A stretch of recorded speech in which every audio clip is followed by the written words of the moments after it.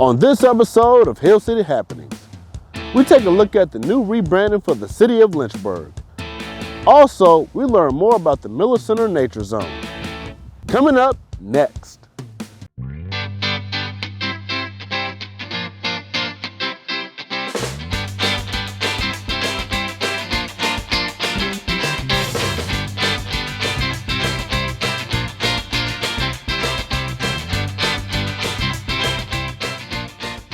Happy New Year!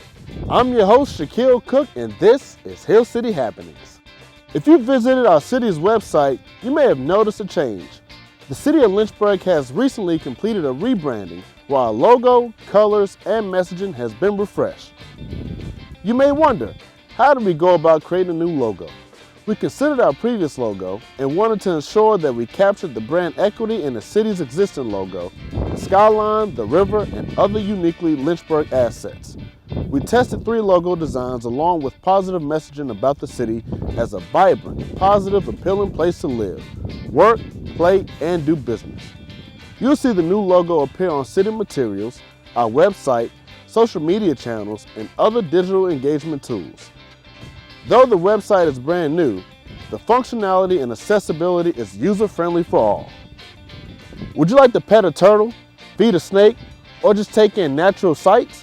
The Nature Zone is a fun, educational environment for all ages that you can do such things. Let's talk to Miss Meg Preston to find out more information about it. So the Nature Zone is an environmental education center here at the Miller Center. And we've been here at this location for a little over 8 years, and we just offer all kinds of different programs to the public with animals like Koopa here. We do birthday parties, all kinds of different stuff. So we do birthday parties. We have live animal programs where we can take animals like Koopa out and do a private program for you guys. You can actually get canoe and kayak rentals over at Ivy Creek Park, so you can go there and have a canoe program, or you can just rent one and go out by yourself.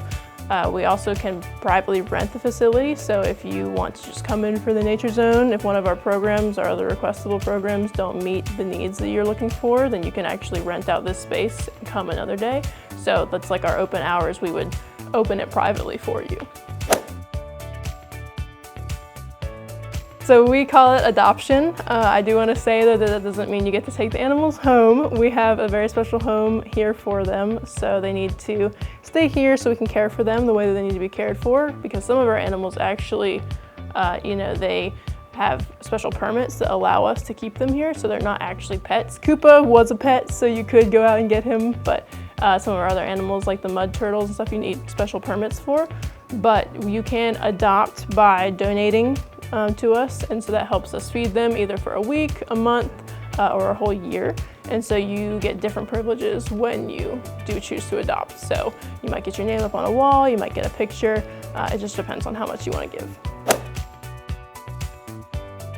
So the Nature Zone currently has 14 different species that the public can come and meet. We also have the Discovery Drawers, which visitors can open and explore all the different pelts, bones, and other specimens that we have here.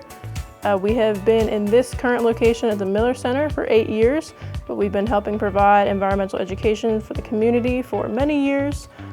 We are open Fridays and Saturdays from 12 p.m. until 4 p.m. And on Fridays, we offer live snake feedings at 1 p.m. So you can come on in and check us out with that. So we are in the process of naming 2 of our animals right now. So that is our black rat snake, the little guy that you saw earlier, and our catfish over there. So you guys will soon see going public a poll on our Parks and Rec Instagram page. So you can actually vote on that to decide what the name is going to be. I think that I've always been one since I was a kid. So I grew up really luckily and blessed and privileged to be able to have land to go and stomp around in and explore. And so I just was always in the woods. I was always looking at birds and deer and all kinds of different animals. So I think I've always been a naturalist. But pursuing it as a career, I think really shifted for me when I realized that I was really good at teaching people about nature, and I really enjoyed it, and I really enjoyed interacting with people and teaching them how to respectfully interact with nature. So that's the motivation behind it. I actually just got promoted to this position. So before I was with Citywide as a part-timer, and now I've transitioned over to be a naturalist. So it's pretty new for me, but I'm excited. I was a volunteer here before, and I actually did adopt an animal. My name is still up on the wall. If you guys are leaving, you see my name.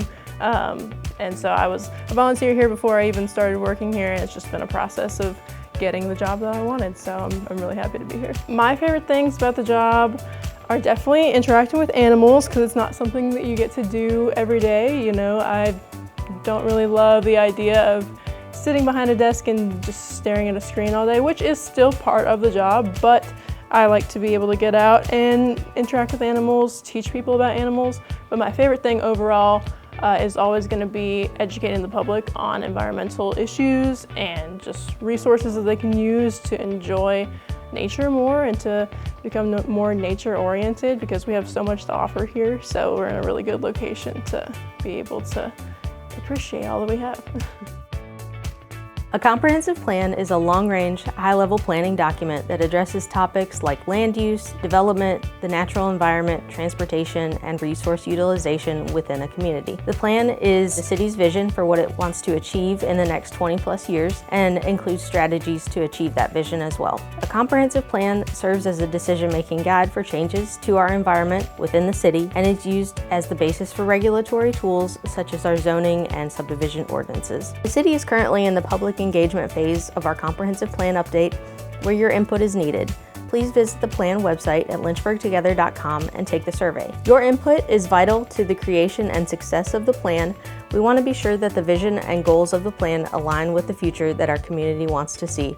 So please let us know what that is by taking our survey. Well, that wraps up this episode. Till next time, I'm your host, Shaquille Cook, and this is Hill City Happenings.